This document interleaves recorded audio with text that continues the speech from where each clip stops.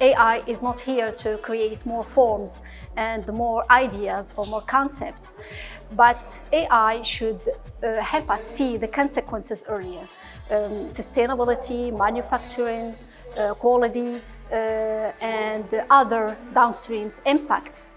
And if we see these impacts, we can have a better design and have informed design, because I think that the designer remain responsible for their decisions and for their consequences, and they should see that very clearly to have this assisted and informed decision making.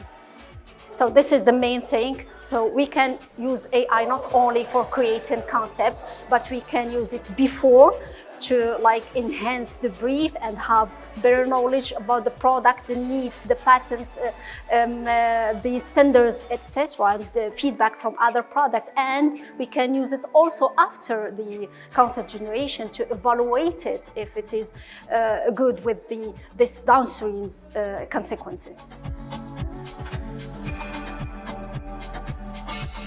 I think for sustainability, we can do, in my point of view and in the scope of this conference, that we can, at the beginning, enhance our brief and our requirements, our need with this information about sustainability.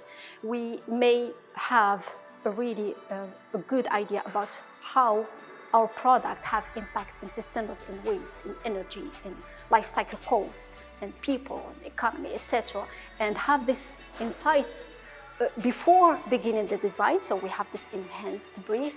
And then after having this concept, we can evaluate it with the lens of design for sustainability. And we can evaluate our design with this sustainability criteria and see if our design respects really this criteria or no. So I think this is important thing, and AI can really help us to make our products more sustainable.